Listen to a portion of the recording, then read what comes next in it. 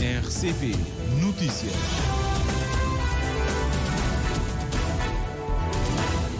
Vamos então ao encontro dos nossos companheiros que se encontram na Ilha Bravo. O som é cuidado pelo Wilson Andrade, o jornalista editor é o Júlio Vera Cruz Martins. Bom dia, Júlio. Começa este primeiro jornal naturalmente com os títulos que marcam a edição.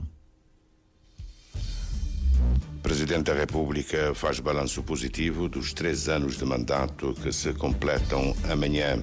Ministro dos Negócios Estrangeiros, José Filomeno Monteiro, anuncia que a Conferência da Macaronésia opta pela formalização do espaço e vai tentar obter o reconhecimento das Nações Unidas.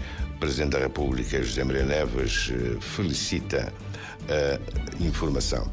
A Cruz Vermelha lança hoje a Operação Dengue Zero 2024. Mais de 300 voluntários vão estar no terreno a partir de quarta-feira. O Ministério da Saúde condecora o Fundo Global de Luta contra o VIH, tuberculose e malária. O Fundo Global assinou com o governo um acordo de privilégios e imunidades.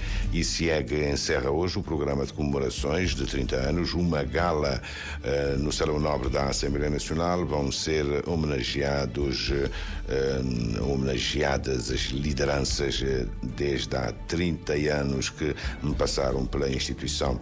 O presidente da Assembleia Nacional, Austelino Correia, dá um prazo até 12 horas para a resolução de um conflito financeiro entre governo e o Parlamento. Os montantes diferem. Os orçamentos do Estado e privativo vão a votos hoje à tarde na Generalidade. Israel envia para a Holanda aviões para socorrer atletas depois dos ataques verificados ontem em Amsterdão. Conhecidos os títulos, confira agora o desenvolvimento destas e de outras notícias. A edição é do Júlio Vera Cruz Martins. Bom dia.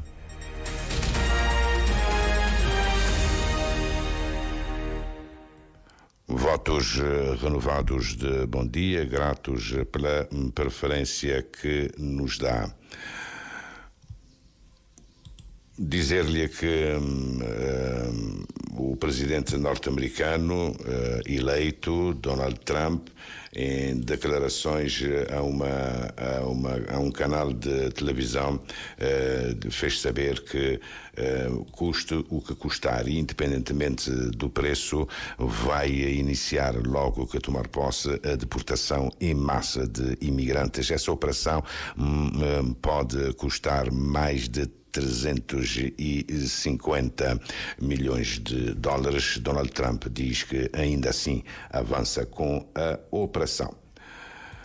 O Presidente da República faz um balanço positivo dos 3 anos de mandato que se completam amanhã. José Maria Neves confessa que não se sentiu abalado pelas auditorias das finanças e do Tribunal de Contas suscitadas pela questão do salário da Primeira-Dama. Recebemos os resultados com muita tranquilidade e adotamos uma postura absolutamente pedagógica. Estamos a introduzir todas as mudanças com muita humildade que foram propostas e foram sugeridas pelo Tribunal de Contas e pela Inspeção Geral das Finanças. E tenho pautado toda a gestão da presidência por muito rigor, muita transparência e legalidade. De modo que eu acho que globalmente vai haver uma profunda melhoria de gestão aqui da presidência da República, e veja que relativamente a essa questão não há nenhuma intervenção, nenhuma decisão definitiva de um órgão jurisdicional, mas com toda a humildade, ninguém está acima da lei, com toda a humildade que se propôs nos diferentes relatórios.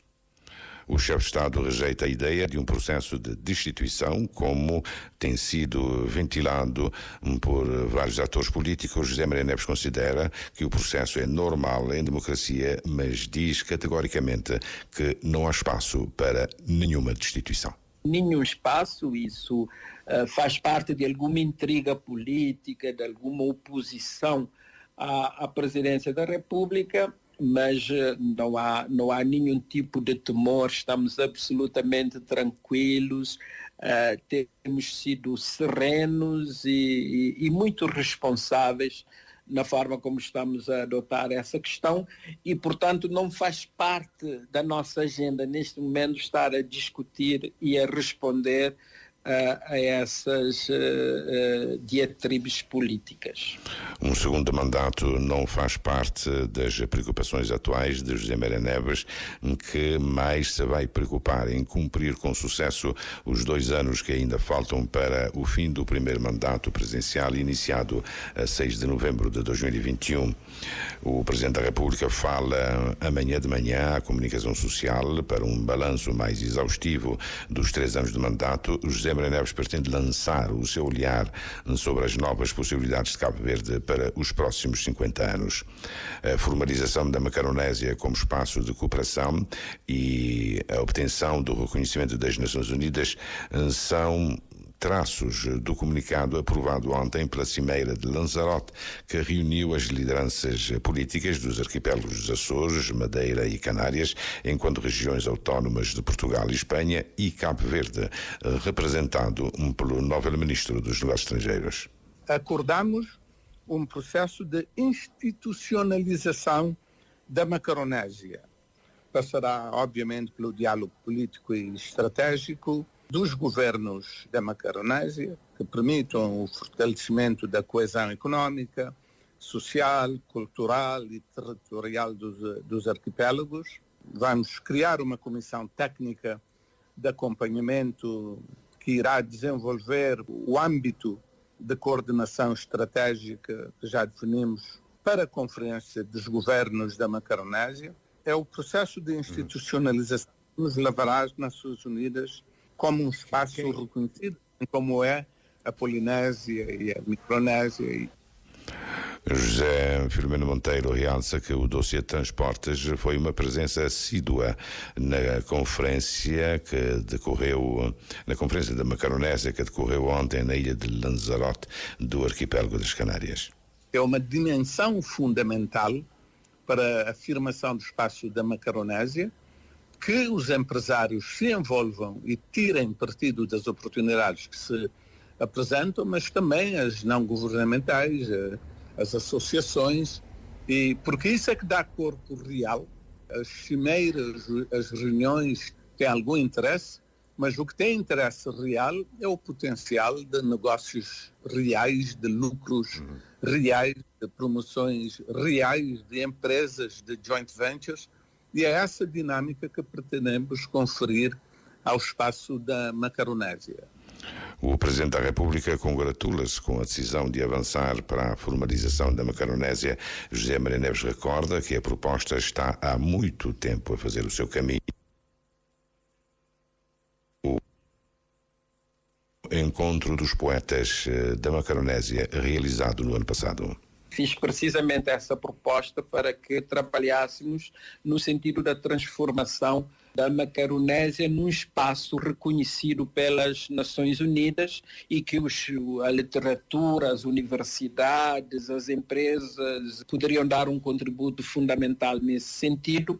Esse passo é um passo importante para o reconhecimento desta região, sobretudo nesses tempos em que há estudos e há expectativas relativamente a mudanças significativas por causa das alterações climáticas.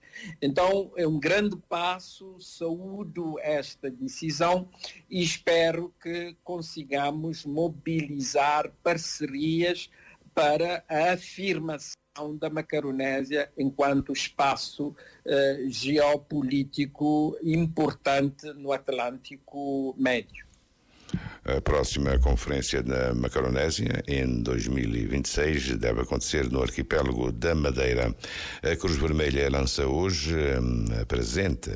a Operação Dengue Zero 2024. Mais de 300 voluntários vão estar no terreno a partir da quarta-feira com 2 objetivos. Primeiro, a eliminação de focos de mosquitos e, em segundo, a distribuição de utensílios para o armazenamento e proteção de água.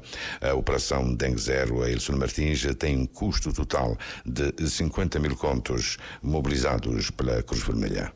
A Operação Dengue Zero 2024 da Cruz Vermelha de Cabo Verde vai atuar não só a nível do saneamento nos bairros e nas comunidades do país, como na identificação de eventuais focos de mosquitos e a sua destruição. E, por outro lado, também distribuição de kits de proteção comunitária, de proteções individuais, e ao mesmo tempo vamos auxiliar as outras associações comunitárias que estão no terreno a trabalhar, disponibilizando recursos e meios para esse fim. Também vamos empoderar as famílias através de intervenções ao nível de reabilitação de pequenas infraestruturas e na distribuição também de alguns utensílios de armazenamento de água em casa e de proteção e conservação da água. Portanto, são vários domínios de intervenção, e sendo certo que o foco principal está nas comunidades e nas famílias. Segundo o presidente da Cruz Vermelha, a Operação Dengue Zero 2024 é financiada pela Federação Internacional das Sociedades Nacionais da Cruz Vermelha e do Crescente Vermelho. O orçamento que nós apresentamos à Federação tem 2 componentes. A componente que solicitamos à Federação tem o alto esforço da sociedade nacional. Portanto, nós entramos com uma parte e a Federação entrou com a maior fatia, num total de cerca de 50 milhões de escudos cabo-verdianos. Isso para uma operação que vai abranger todo o território nacional e durante os próximos 3 meses. Arlindo Carvalho avança que vão estar envolvidos na operação 300 voluntários da Cruz Vermelha que neste momento estão a receber formação. Como manusear os equipamentos, como identificar potenciais zonas de intervenção e como desenvolver todas as intervenções tendo em conta aquilo que nós temos, que é uma modalidade de intervenção em zonas de risco. Por outro lado, vamos receber também uma formação sobre a comunicação de risco. Como comunicar-se em contexto de epidemia, sobretudo tendo em conta a presença do mosquito e do vetor que vem afetando as pessoas. Então, são várias componentes. A Operação Dengue Zero 2024 vai estar no terreno a partir da próxima quarta-feira. O Ministério da Saúde condecora o Fundo Global de Luta contra o VIH, tuberculose e malária. A ministra Filomena Gonçalves reconhece como essencial o contributo do fundo no processo de certificação de Cabo Verde como país livre do paludismo. A condecoração do Fundo Global teve lugar ontem à tarde, logo depois da assinatura do acordo de privilégios e imunidades a favor do fundo. A jornalista Lopes dos Santos esteve presente. A ministra da Saúde, Filomena Gonçalves, explicou que o acordo de privilégios e imunidades com o Fundo Global de Luta contra o VIH, tuberculose e malária, o paludismo, vai permitir aos seus técnicos trabalhar com benefícios dos técnicos cabo-verdianos. O Fundo Global de Luta contra o VIH, tuberculose e paludismo pretende continuar a apoiar o bem-estar das comunidades em Cabo Verde, assegura a gestora do portfólio para a África, Mónica Apia. Nous nous réjouissons de poursuivre notre collaboration Nós ficamos felizes de continuar a nossa colaboração en renforçant les systèmes de santé reforçando assim o sistema de saúde dans le cadre de nos efforts no quadro do nosso esforço pour protéger la santé de vos communautés. para proteger a saúde e as nossas comunidades. Nous apprécions également Nós apreciamos também la reconnaissance du Fonds mondial o reconhecimento do Fundo Mundial en tant qu'organisation internationale enquanto organização internacional par l'octroi des privilèges et d'immunités, para receber os privilégios e imunidade, ce qui renforcera notre capacité que vai reforçar a nossa capacidade à soutenir votre travail essentiel. e apoiar o nosso trabalho que é essencial. Cabo Verde enfrenta neste momento o desafio da dengue e a ministra da Saúde acredita que a presença desse fundo em Cabo Verde vai contribuir para arrecadar outros financiamentos de fontes diferentes. O Fundo Global esteve connosco, portanto, durante o processo de certificação de Cabo Verde País Livre do Paludismo, e é por causa desses investimentos também que muito cedo detectamos a presença de dengue em Cabo Verde e continuam a financiar, e para além de financiarem também abrem portas para que outros parceiros nos possam financiar, portanto são fundamentais. A parceria com o Fundo Global tem focado na melhoria do Sistema Nacional de Saúde através de investimentos em vários outros projetos importantes para o desenvolvimento do sistema. Miriam Lopes dos Santos.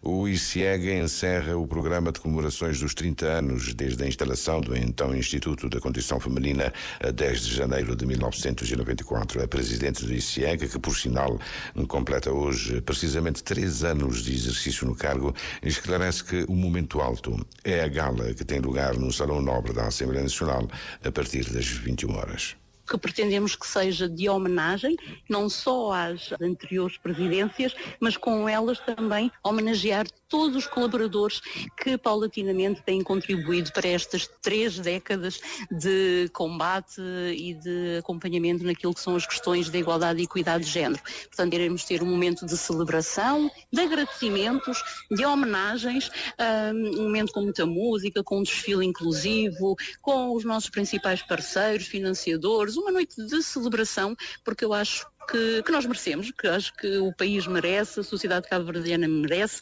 apesar dos desafios que ainda persistem e outros que vão surgindo, mas eu acho que nós temos um percurso que nos orgulha e que faz de nós realmente um exemplo no continente africano, e nós merecemos celebrar estes 30 anos de existência. Marisa Carvalho faz notar que ainda este ano o ICIEG tem pela frente os 16 dias de ativismo a partir de 25 de novembro, Dia Internacional de Luta contra a Violência à Mulher, até 10 de dezembro, Dia dos Direitos Humanos. A presidente do ICIEG anuncia que está a caminho uma proposta de um programa nacional que visa driblar a problemática questão da conciliação entre a vida pessoal e profissional da mulher.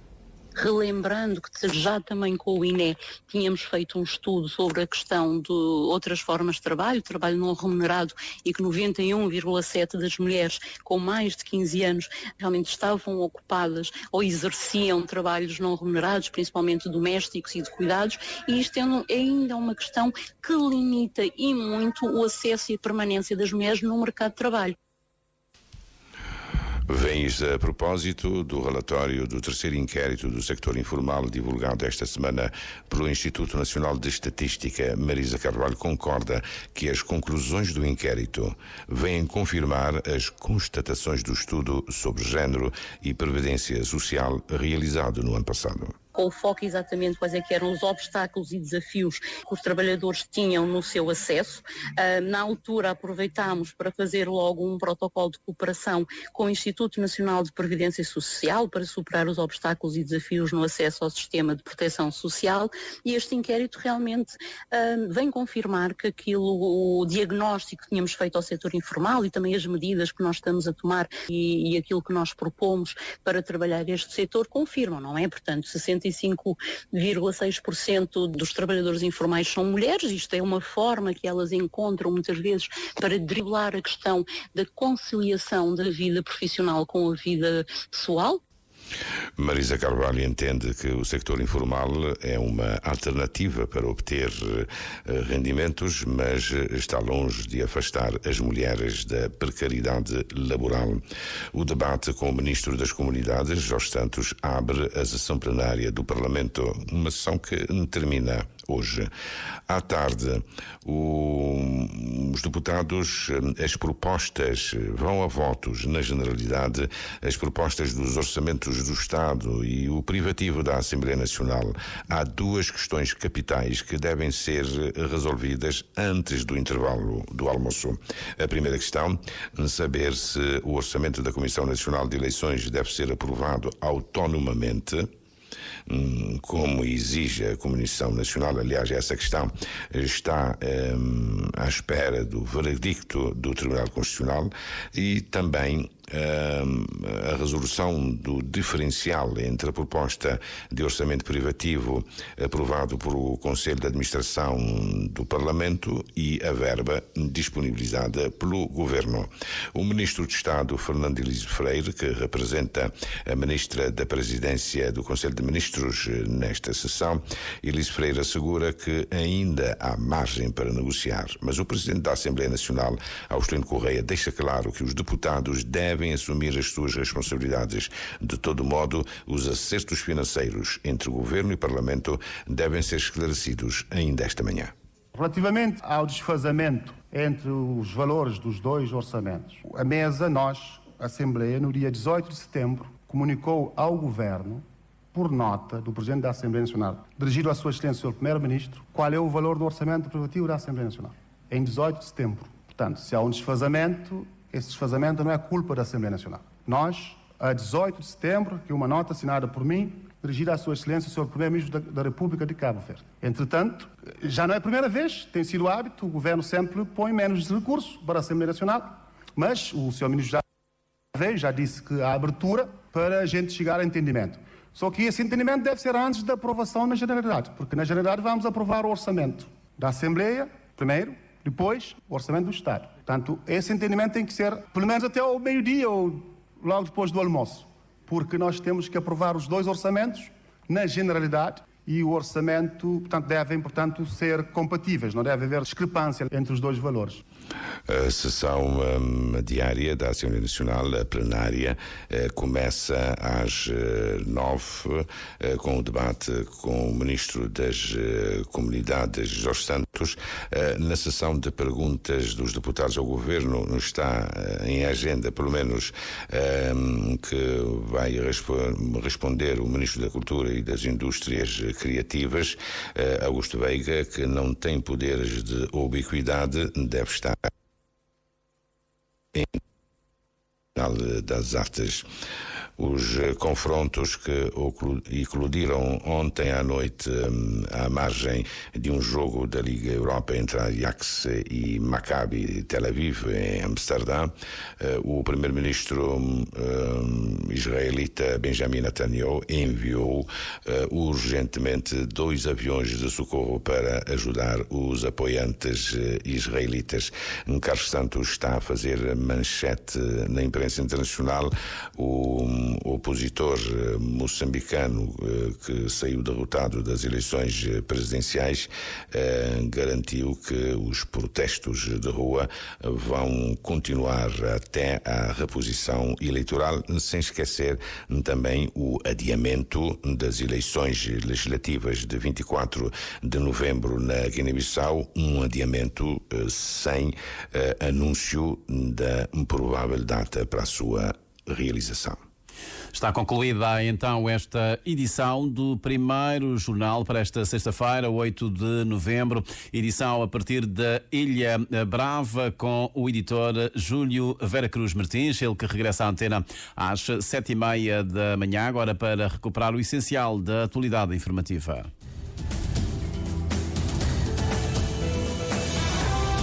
Mais informações em www.rtc.cv e na aplicação RTC Mobile.